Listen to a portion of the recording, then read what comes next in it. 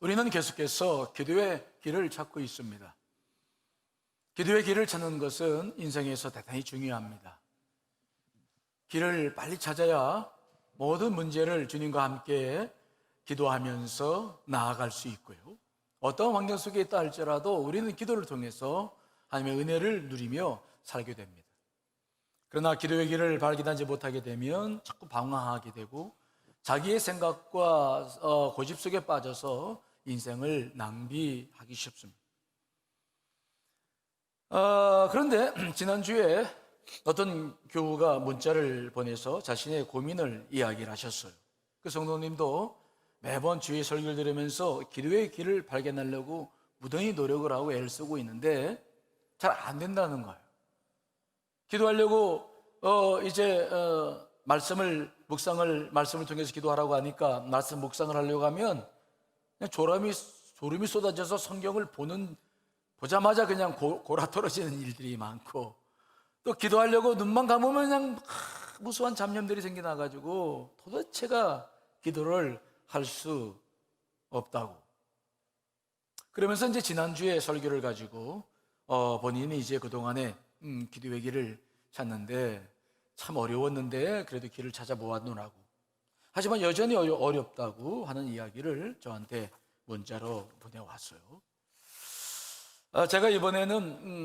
저는 이번에 이 어려울 때 정말 기도의 길을 찾아야 되겠다, 주님께 주시는 마음이 있어서 여러분과 기도의 길을 찾는 일들을 계속 좀 하고 싶은데, 이번 주에는 생각을 통해서 기도의 길로 들어가고 싶은, 그래서 설교 말씀을 준비하고 있었는데 그분의 문자를 이렇게 바꿔보니 이게 앞으로만 나갈 것이 아니라 한 번 정도 이렇게 같이 추스려서 함께 하지 못하는 분들의 마음도 헤아리고 그분들과 함께 해야 되겠다는 마음을 선생님께서 주셔서 오늘은 기도를 하고 싶은데 잘 안 되는 분들, 그런 분들을 위해서 좀 중요한 말씀들을 준비했습니다.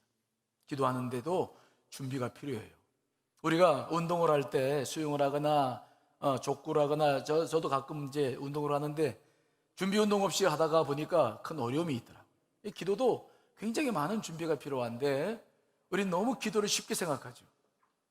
내가 하는 것이고 입에서 하는 거니까 할 수 있으면 한다. 그렇지 않아요. 기도는 영적인 일이죠. 자, 오늘은 그래서 졸고 있는 제자들의 모습을 함께 살펴보면서 정말 무엇이 문제인가, 우리가 기도를 하고 싶은데 기도를 못하는 이유가 뭔가, 그리고 무엇을 우리가 준비해야 하는가, 그리고 이것을 위해서 전통적으로 기독교에서는 역사적으로 어떻게 기도 훈련들을 시켜왔는지, 이런 이야기들을 여러분과 나누면서 기도에 대한 마음을 좀 준비하도록 해보겠습니다. 자, 오늘 본문 말씀은 우리가 지난 시간에 살펴보았죠. 정말 주님께서 마음이 심히 고민하고 죽을 지경이 되어져서, 왜? 십자가가 곧 닥치니까 제자 베드로와 야고보, 요한을 데리고 겟세마네 동산에 오셔서 기도하신 내용이죠. 근데 주님은 자신의 그 고통과 감정을 가지고 기도로 들어가서 기도의 문을 열고 기도로 승리했는데 제자들은 아직 준비가 되어 있지 않았어요. 그들은 하나도 기도하지 못했어요. 사실 예수님께서 공간복음서를 읽어보면 이렇게 말씀을 표현하시고 이렇게 자기의 감정 상태를 드러내신 일이 없었어요. 바리새인들과의 대립관계 속에서도 이런 모습 보이지 않았어요. 그런데 이 겟세마네 동산에서 보시면 예수님께서 하신 말씀이라든지 그분의 표정이라든지 그분의 감정 상태가 너무 정말 힘들었고 어려웠고, 제자들이 봤을 때도 정말 기도해야 되겠다라는 생각을 하지 않을 수 없는 순간이었어요. 특별히 예수님께서 이 겟세마네 동산에 오시기 전에 이미 6월절 만찬을 하시면서 심각한 상황을 말씀하신 상황이었죠. 너희들 중에 한 사람이 나를 팔아 넘길 것이다 라고 말씀하셨죠. 얼마나 심각합니까? 또 너희들은 다 나를 버리고 도망갈 것이다. 왕이 되실 것을 기대했는데 십자가에서 죽을 뿐만 아니라 자기들도 도망칠 수밖에 없다. 이런 말씀들을 들었으니 지금 상황이 얼마나 엄중한 상황입니까? 정말 기도할 수밖에 없는 일이죠. 그런데 기도하지 못하는 거예요. 기도는 해야 된다는 생각은 꿀떡 같은데 정말 기도해야 되는데 못해요. 자, 오늘 37절로 38절을 읽어보겠습니다. 시작. 돌아오사 제자들이 자는 것을 보시고 베드로에게 말씀하시되 시몬아, 자느냐? 내가 한 시간도 깨어 있을 수 없더냐? 시험에 들지 않게 깨어 있어 기도하라. 마음에는 원이로되 육신이 약하도다 하시고. 예수님께서 첫 번째 기도를 하시고 돌아와서 봤더니 글쎄 기도하고 있을 것을 예상했는데 제자들이 잠을 자고 있어요. 여기서 보시고라는 헬라어는 휴리스코라는 단어인데 이것은 뜻밖의 알게 된 사실이에요. 그랬을 때 이 휴리스코라는 단어를 쓰고 있어요. 그러니까 예수님은 기도를 하신 다음에 돌아오셔서 제자들이 기도하고 있을 것을 생각하시고 가셨는데 보니까 다 자고 있어요. 너무 놀란 거죠. 뜻밖이었어요. 당황하셨죠. 어떻게 이런 상황 속에서 잠을 잘 수 있을까? 정말 예수님께서 마음이 굉장히 무너지시는 거죠. 실망되고 내가 지난 3년 동안 훈련시킨 것이 과연 이거밖에 되지 않나, 굉장히 많은 생각을 하셨을 거예요. 때문에 주님은 그 제자 가운데서 호언장담을 했던, 예수님과 함께 죽겠습니다, 오기라도 가겠습니다 호언장담했던 베드로를 깨우시잖아요. 시몬아, 자느냐? 네가 한 시간도 깨어있을 수 없더냐? 호언장담을 했는데 사탄이 너를 노리고 있으니 너는 믿음을 잃지 않도록 기도하라고 말씀했는데, 아니 이렇게 잠을 자다니 도대체 이게 어찌된 일이냐? 그들을 깨우십니다. 잠잘 수 있는 상황이 아니었어요. 잠을 자려고 해도 잠을 잘 수 없는 상황입니다. 정말 위급한 상황인 거예요. 이때 누가 잠을 잡니까? 잠을 자라고 해도 못 자지. 정신이 막 혼미해가지고 이거 잠을 못 자는 시간인데 어떻게 잠을 잤느냐? 기도는 영적인 일이에요. 육신적인 일 같으면 그렇게 했겠죠. 기도는 영적인 일이라서 반응이 달라. 이들이 왜 이 시간에 잠을 잘 수밖에 없었을까요? 오늘 본문에 나와 있지 않지만 같은 병행 본문인 누가복음 22장 45절에 그 이유를 설명하고 있죠. 같이 한번 읽어보겠습니다. 시작. 기도 후에 일어나 제자들에게 가서 슬픔으로 인하여 잠든 것을 보시고. 제자들이 기도할 수 없었던 이유는 뭡니까? 슬픔이었어요. 주님은 그 슬픔을 안고 기도로 나아갈 수 있었죠. 하지만 이들은 너무 마음이 무거웠어요. 예수님께서 잡히시고 죽는다고 말씀하시고 왕이 아니라는 거죠. 또 한 명이 주님을 팔아넘길 것이라 그러고 다 도망갈 것이라고 하니까 너무 마음이 무거웠던 거예요. 여러분, 제자들이 배와 그물과 가정을 버려두고 예수님을 따랐던 것은 주님과 함께 십자가를 질 마음은 별로 없었어요. 예수님의 능력에 의지해서 뭔가 그들도 뭔가를 좀 이뤄보겠다라는 뜻을 가지고 주님의 길을 따라 나선 것뿐이었어요. 그런데 그 길이 아니라는 거예요. 주님께서 왕이 안 된다는 거예요. 그러니 그 가졌던 모든 것들이 실망과 좌절이었고, 그러니 이 심령이 기도할 마음을 일으키지를 못하는 거죠. 그들은 육체적 피곤과 슬픈 감정 때문에 짓눌려서 기도할 수 없었어요. 기도하긴 해야 되는데 안 돼요. 그냥 잠밖에 다른 방법이 없었어요. 주님께서 베드로에게 네가 한 시간도 깨어 있을 수 없더냐라고 말했을 때 이 한 시간이라는 용어는 60분을 의미하는 단위라기보다는 정말 이렇게 위급하고 급한데 한 시 동안도 잠깐도 깨어 있을 수 없더냐, 그런 의미예요. 정말입니다. 이 상황 속에서 어찌 잠을 잘 수 있단 말입니까? 그런데 잠을 자요. 왜 이들이 잠을 잡니까? 예수님께서 시험에 들지 않도록 깨어 기도하라고 말씀하시면서 그들이 자고 있는 원인을 딱 진단해서 말씀하시죠. 38절에 보니까 마음은 원으로 돼 뭐라고요? 육신이 약하다는 거예요. 이 원하라, 원이로 돼. 프로디모스라는 단어는 준비되어 있는 자발적인, 그러니까 그들은 정말 예수님의 말씀에 따를 마음의 준비는 되어져 있었어요. 그걸 거역하는 것이 아니라 정말 해보려고 애를 썼어요. 그런데 안 되는 거예요. 육체적으로 너무 피곤하고 슬픈 감정 때문에 기도할 수 있는 힘을 내지 못했어요.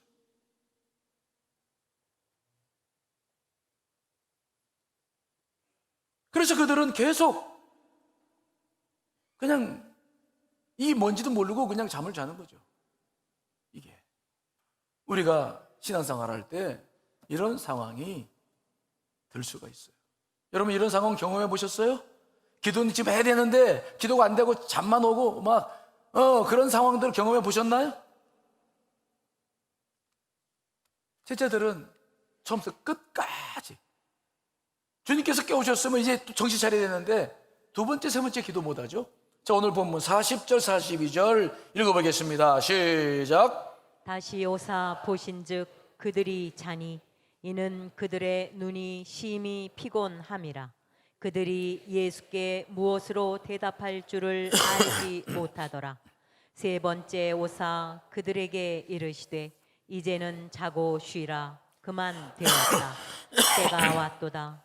보라, 인자가 죄인의 손에 팔리느니라. 일어나라, 함께 가자. 보라, 나를 파는 자가 가까이 왔느니라. 두 번째 와서 깨웠는데 그들은 정신을 못 차려요. 눈을 보니까 눈이 뭐라고요? 심히 피곤해. 핏발이 서고 막 예수님 봤을 때도 아유 자라 할 정도로 막 눈이 막 이 피곤함이라라 라는 카타바리노라는 단어는요 무거운 것으로 친 누르다 그런 말이에요. 아무리 눈을 뜨려고 막 이렇게 해도 눈꺼풀이 얼마나 무거운지 막 감기는 거예요. 경험해 보셨죠? 아니 자고 싶은 게 아니야. 나도 모르게 이게 막 눌려가지고 막 그래가지고 막 꼬집고 막 해봐도 이게 되지 않을 때가 있습니까 없습니까? 앞에서 또 막 집사람이 또 막 쿡쿡 치고 막 잔다고 그래도 막 내려오는 거야 저렇게 막. 우리는 이런 일을 경험해요. 우리 성도님 가운데 어떤 분이 이런 간증하더라고요. 그분은 너무 어려워져가지고 카드로 돌려막기를 계속했는데 이제 카드 돌려막기도 안 되는 거야. 그럴 때 있잖아. 그래서 이제 할 수 없이 이제 개인 회생 프로그램을 신청했는데 개인 회생 프로그램을 신청하면 3개월이 걸린다네요. 그게 이제 인정될 때. 근데 그 3개월 동안 카드 회사에서 계속 전화하고 찾아오고 이제 심각한 문제가 생기는 거예요. 여기서 상처받고 막 어렵게 두려움을 느끼고 이런 일이 벌어지는데 그러니까 지금 그 일이 벌어졌으니 이게 지금 기도하지 않을 수 없는 거예요. 얼마나 기도해야 됩니까? 근데 이분이 기도하려고 교회를 왔는데 기도가 안 되더라. 놀래야 돼 자기가. 막 잡생각만 막 누구를 찾아가고 막 잡생각만 해가지고 막 정신없어가지고 밖에 뛰어나가가지고 바람 쐬고 들어왔는데도 안 되더래요. 하도 안 돼가지고 그냥 기도하려고 머리를 숙이고 있더니 뭐하고 일어난 거야? 자고 일어났어. 자기 스스로가 막 한탄스러운 거야. 내가 이런 존재인지 어쩌다가 내가 이렇게 됐는지 도대체가 막 그런 것들에 대해서 막 회의를 느끼는 거예요.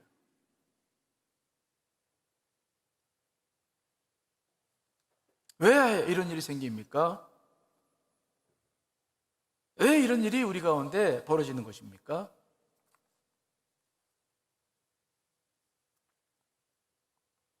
기도라고 하는 것은 마음만 가지고 할 수 있는 게 아닙니다.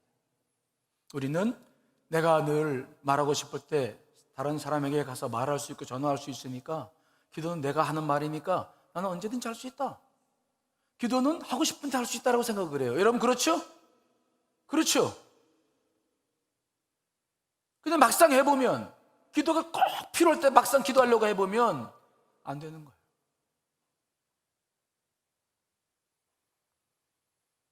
제자들은 처음부터 끝까지 한 번도 기도하지 못했어요. 예수님은 그 감정, 슬픈 감정과 그 두려운 감정을 가지고 기도를 해서 모든 문제를 풀어나가시는데 제자들은 한 번도 기도하지 못해서 그들은 이때부터 시작되는 모든 시험에 그대로 노출되고 그들은 시험을 통해서 고통을 겪을 수밖에는 없었어요. 오늘 본문 말씀을 통해서 우리가 깨닫는 것이 있는데, 기도란 언제든지 마음만 먹으면 할 수 있는 것이 아니라는 사실을 오늘은 새롭게 우리 안에 아예 인식을 시켜야 돼요. 따라합시다. 기도란 하고 싶을 때 할 수 있는 것이 아니다. 그건 내 착각이에요. 물론 자세는 갖출 수 있어요. 기도하는 자리에 올 수는 있어요. 그러나 내가 정말 중심으로 기도의 길로 들어가느냐? 못 들어가요. 왜 그럴까요? 기도는 영적인 일이기 때문에 평상시 기도를 위한 준비가 필요해요. 즉, 기도를 하려면 준비가 필요한 거예요. 우리가 운동을 하기 전에 반드시 준비 운동을 하면서 운동을 하지 않으면 문제가 생겨요. 저도 언젠가 교육자들이 하도 그냥 지방에 하는데 자기 나이가 60이 넘었는데 자꾸 목사님 공을 잘 차신다는 소문이 있으니 공 좀 차자고 막. 아니, 그때는 젊었을 때고 지금은 내가 60이 넘었네. 아, 목사 하실 수 있다고 막 하도 꼬셔가지고 제가 거의 넘어갔어요. 축구라는데 공은 여기 있는데 마음은 가는데 몸은 엉뚱해. 조금 뛰고 난 다음부터 얼마나 어려웠는지 몰라요, 몸에. 이거 안 되는 거예요. 이게 되지가 않아요. 기도도 마찬가지. 그래서 우리는 영적으로 기도를 준비하는 것들 세 가지를 준비해야 된다고 기독교 초대 교회에서부터 지금까지 전통적으로 우리를 훈련시켜 왔어요. 기도를 훈련하는 것들은 그냥 우리가 막 한다고 그렇게 되지 않았어요. 2000년 역사 속에서 기도를 훈련시켜 왔던 전통들이 있는데 그 전통들을 찾아보면 세 가지를 꼭 준비시켰어요. 기도하는 사람들에게 뭘 준비시켜요? 첫째는 원준비. 기도하기 전서부터 준비해 나가는 것을 원준비라고 말을 하고요. 근준비는 뭐냐면 기도 바로 전에 해야 될 것들을 근준비라고 그래요. 또 하나는 기도 과정. 제가 기도에 대한 과정 이야기를 가끔 하는데 기도의 과정 속에서 벌어지는 영적 현상들이 있어요. 그것들을 대비하기 위해서 기도하는 과정 속에서 일어나는 것들을 준비시키는 이 세 가지의 준비가 그동안에 기도를 훈련시켜 왔던 훈련 가운데 중요한 사전 준비였어요. 오늘은 이 기도 과정 속에서 하는 준비는 시간이 없어서 다음에 말씀드리도록 하고 두 가지 원준비와 근준비에 대해서 좀 말씀을 좀 드리려고 해요. 원준비는 뭐냐? 우리가 기도를 하기 전서부터 평소에 준비해 나가야 될 것은 뭐냐면 두 가지로 요약을 할 수 있는데 마음의 정화, 마음이 깨끗해야 된다. 이것을 노력해야 된다. 두 번째로는 주의 말씀을 실천하는 덕행의 실천. 이 두 가지를 꼽고 있어요. 그 중에서 17세기의 영성가 랄르망이라는 사람이 했던 원준비가 지금 우리에게 많은 도움이 되리라 생각해서 그분의 이 이야기를 조금 여러분과 함께 나누고 싶은데, 이 랄르망이라는 사람은 세 가지의 준비를 계속 훈련시켰죠.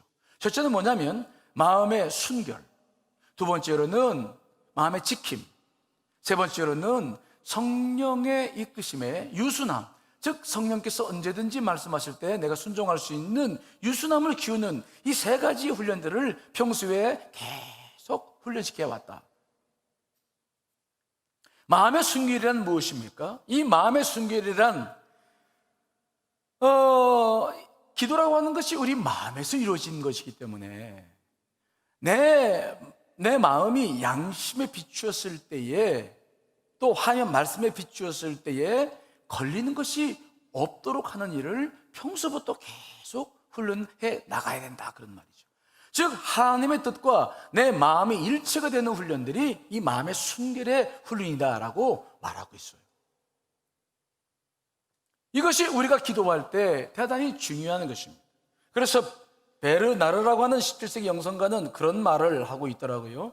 모든 삶에 있어서 하나님의 뜻을 충실하게 이루려고 노력하지 않는 자가 어떻게 하나님을 찾을 생각을 하고 하나님 계획의 지성 안에 파고들려 한단 말인가?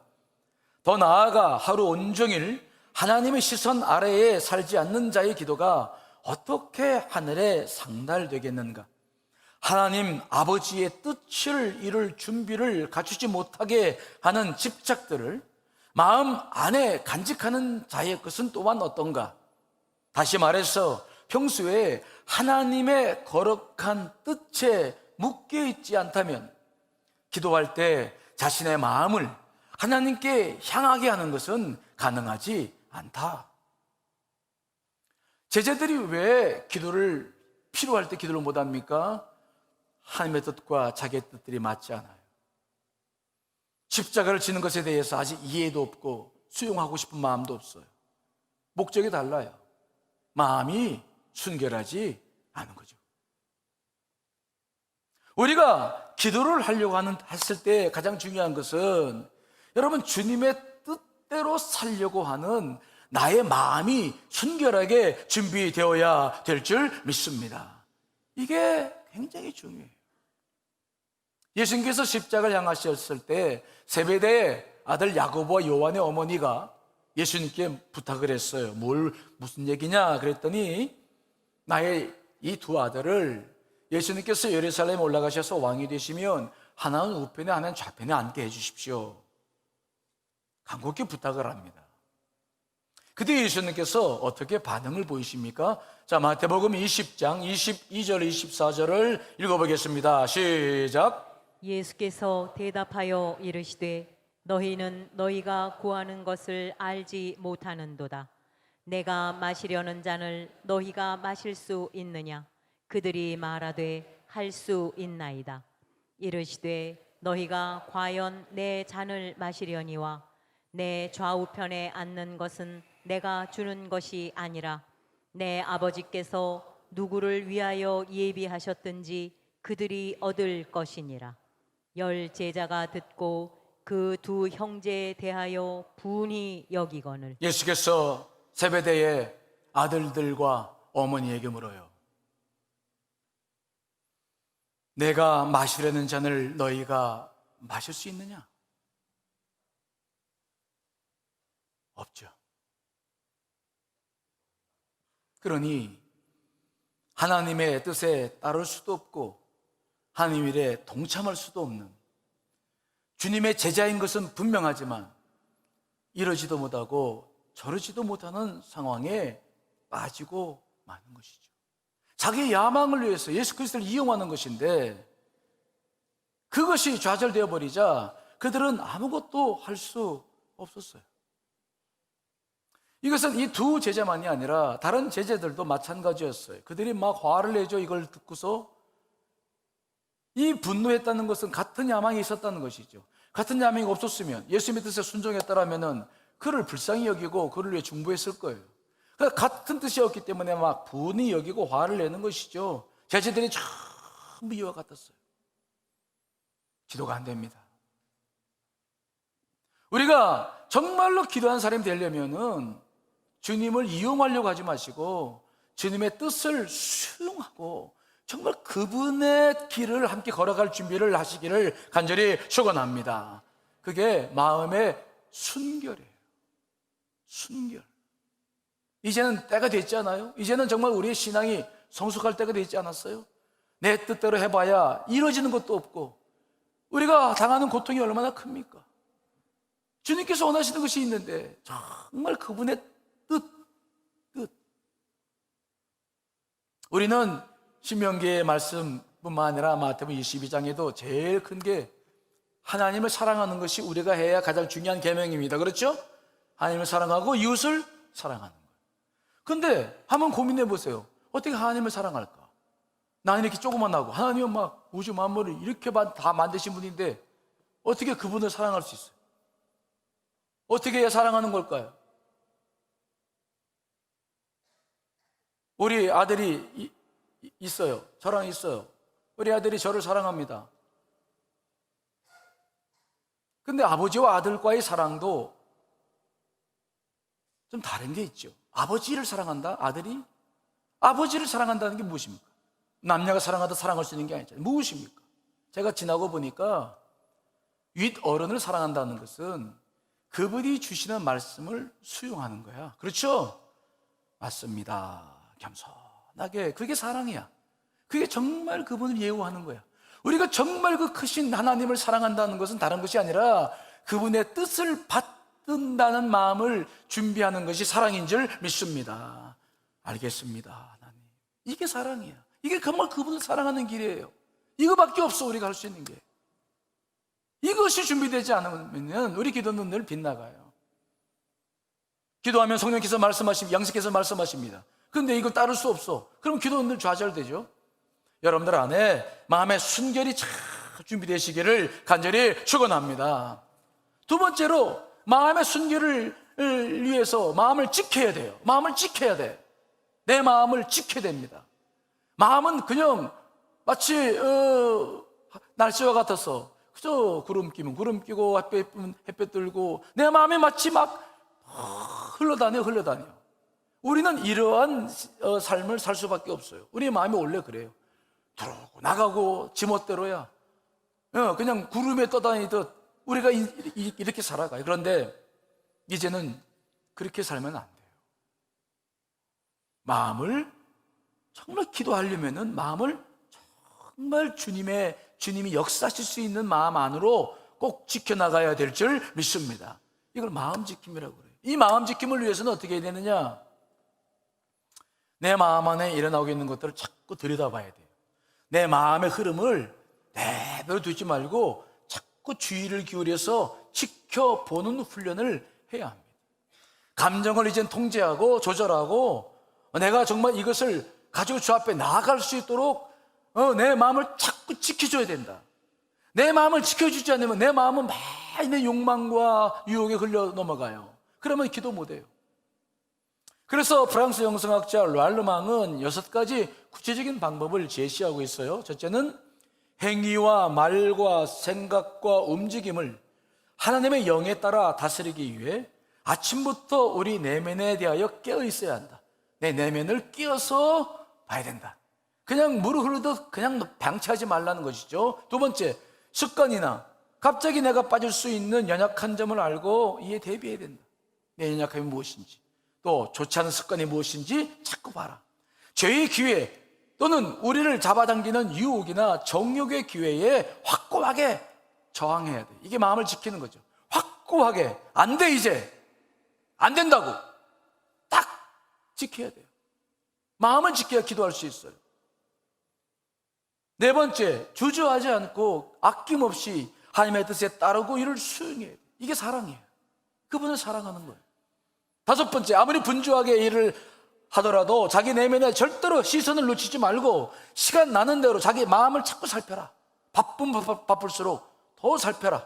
여섯 번째, 하루에 여러 차례 자신의 부족함을 자꾸 노트에 기록하고 자기 마음을 자꾸 지키는 것을 훈련하라. 우리가 마음을 지켜야 기도할 수 있어요.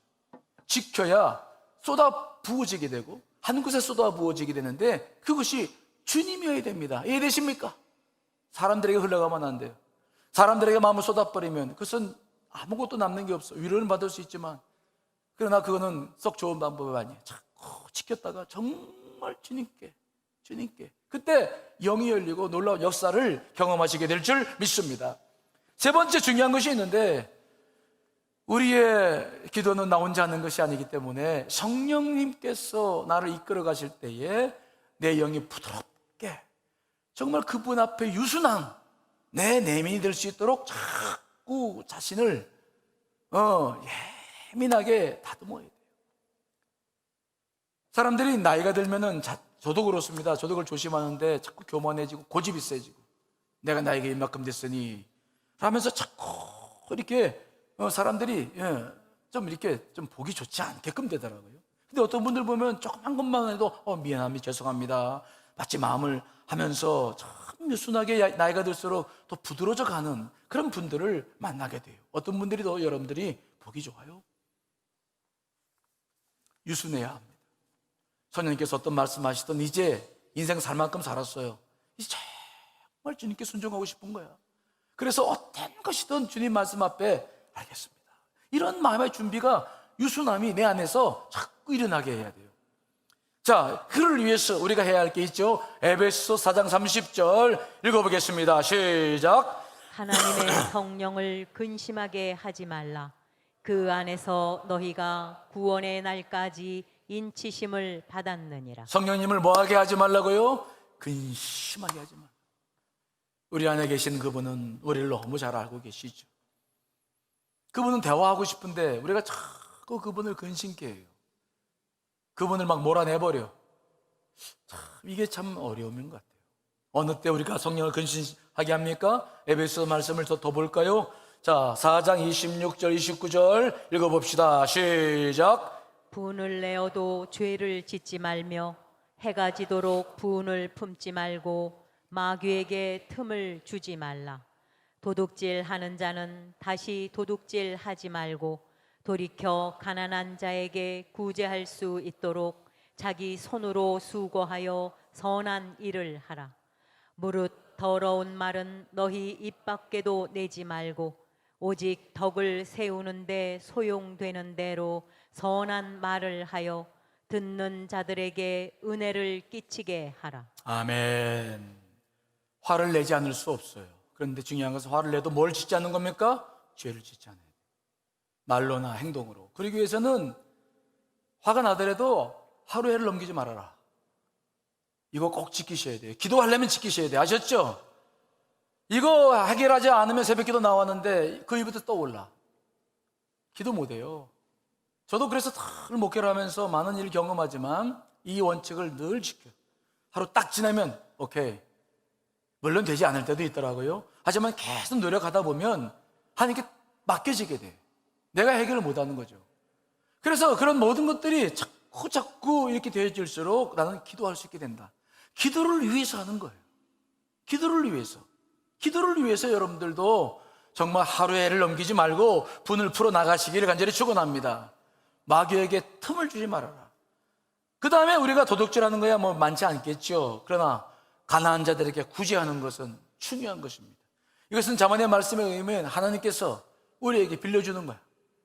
그만큼 하나님이 관심을 갖는 거잖아요. 여러분들 요즘 희망원금을 해서 어려운 가정을 돕고 있는데 월 10,000원, 정말 이게 큰 돈일 수도 있고 작은 돈일 수도 있지만은 정말 소중한 거예요. 자꾸 손을 펼쳐야 여러분들 안에 성령님의 은혜가 넘치게 될 줄 믿습니다.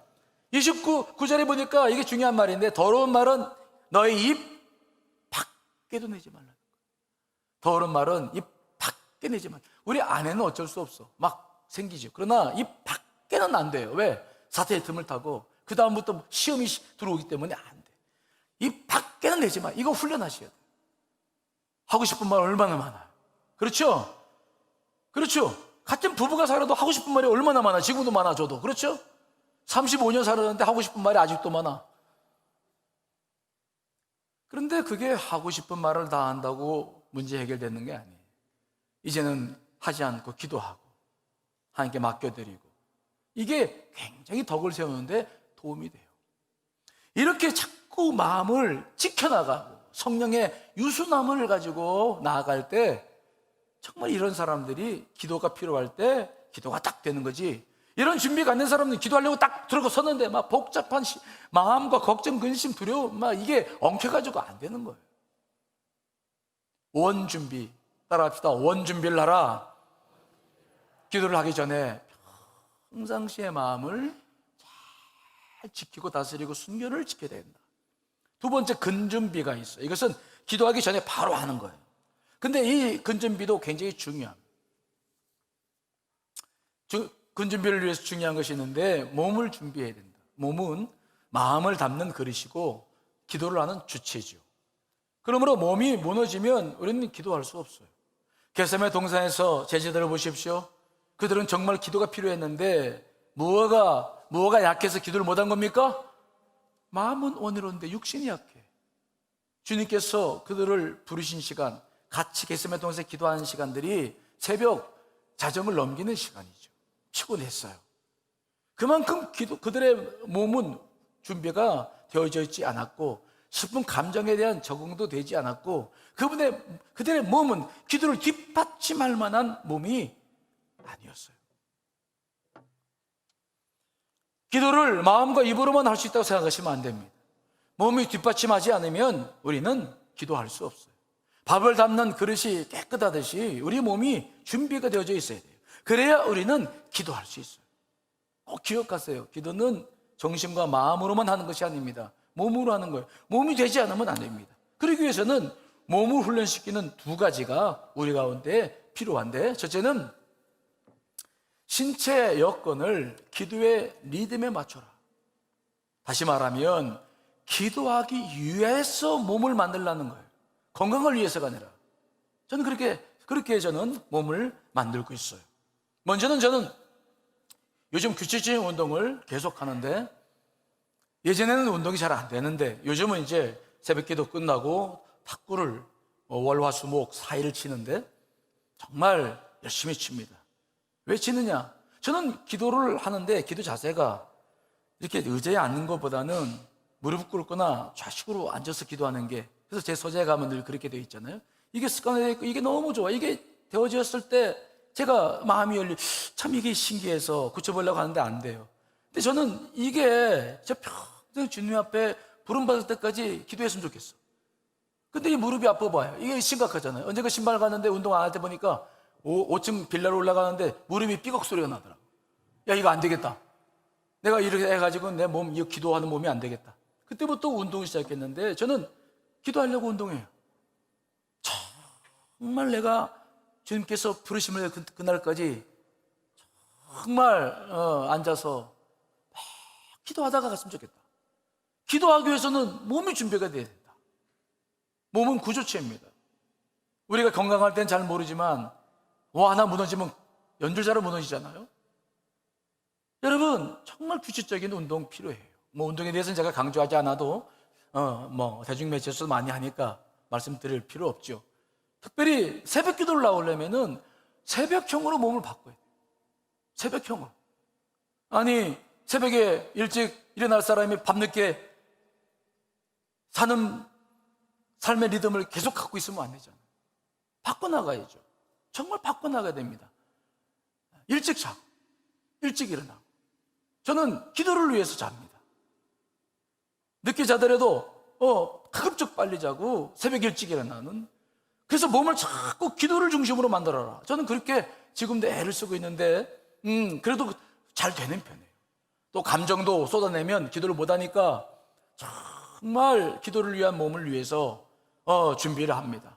잠도 많이 못 자지만 그래도 기도하기 위해서 잠을 자요. 자야지. 내일 기도해야 되는데 자야지.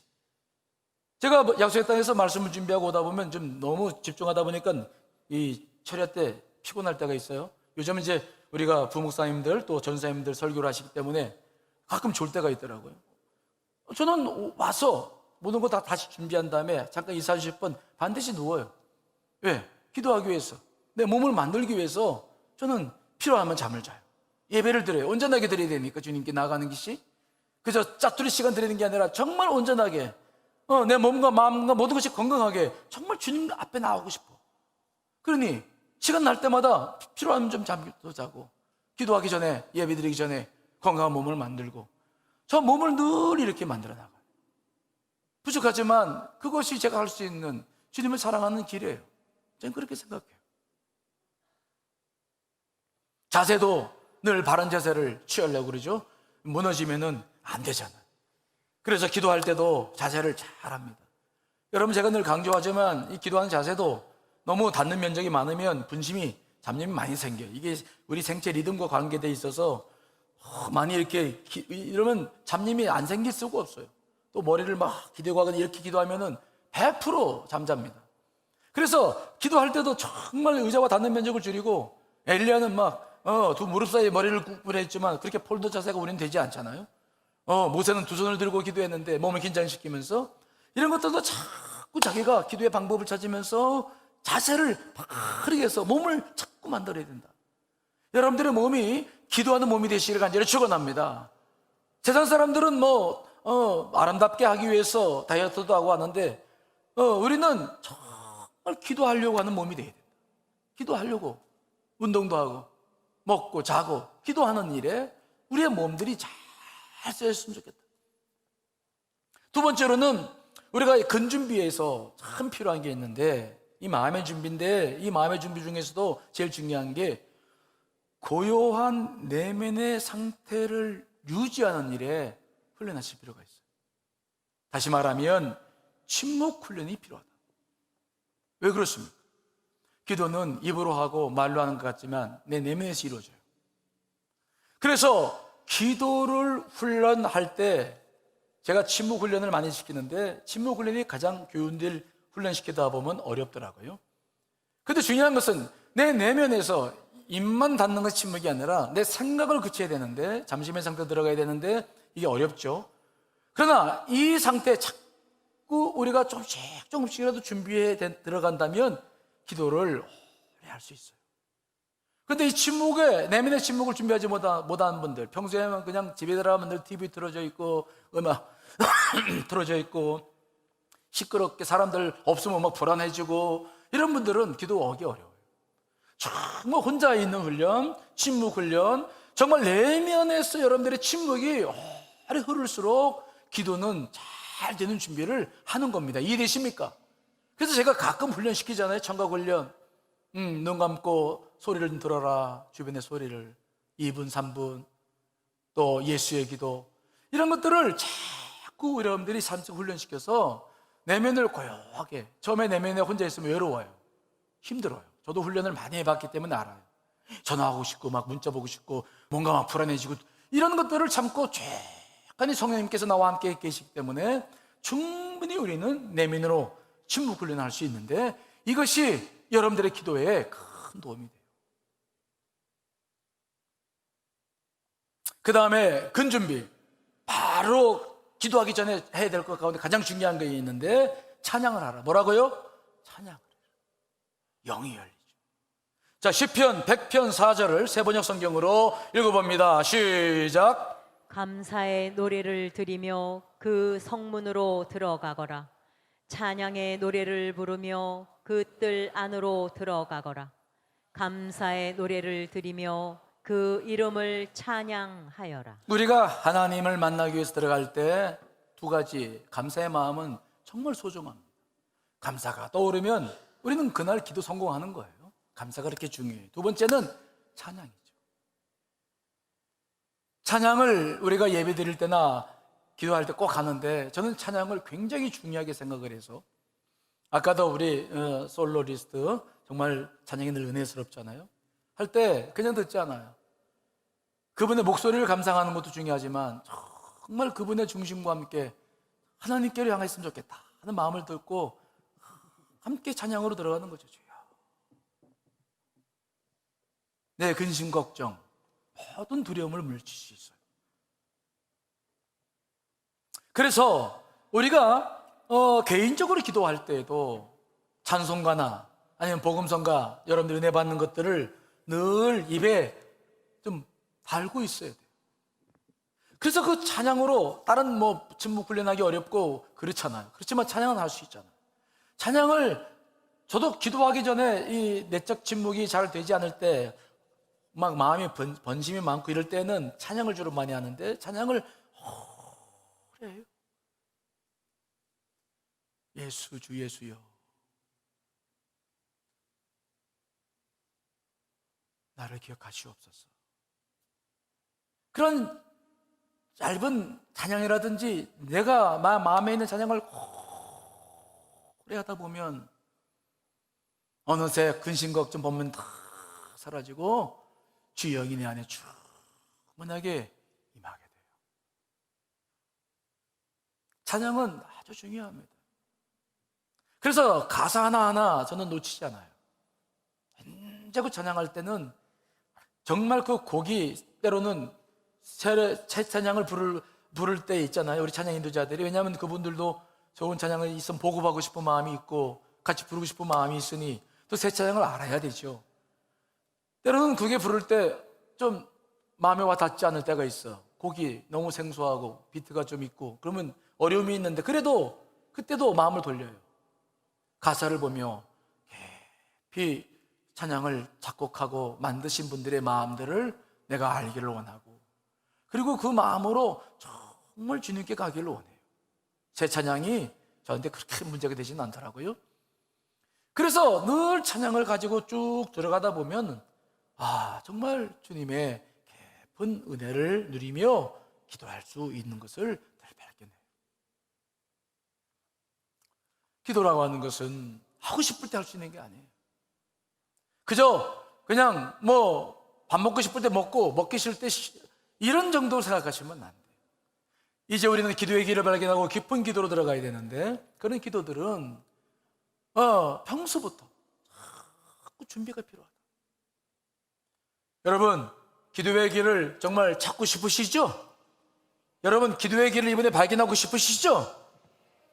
정말 여러분들 안에 그 소망이 있다면 이제부터 기도에 준비를 시작하세요. 저도 나이가 이제 들어갑니다. 저는 최고의 좋은 노후 생활 대비는 기도라고 생각해요. 기도. 하나님과 함께 대화할 수 있는 것만큼 중요한 게 어디 있어요? 물론 여러 가지 필요한 것이 많이 있지만 그것들은 다 외부적인 것들이겠죠. 정말 중요한 것은 기도예요. 어렵고 힘이 들수록 우리는 이 기도의 길을 발견해야 돼요. 우리가 기도의 과정 속에 생기는 그 과정들의 이야기는 오늘 나누지 못했습니다. 제가 가끔 드린 말씀이 있습니다만은 나중에 또 시간 되실 때 그런 이야기를 좀 나눌 수 있을 거예요. 그러나 우리는 정말 오늘 기도의 원준비, 근준비, 기도라고 하는 것은 내가 하고 싶다고 할 수 있는 게 아니다. 꼭 기억하시고 여러분들 안에 기도를 새롭게 준비하시게 되시기를 간절히 축원합니다.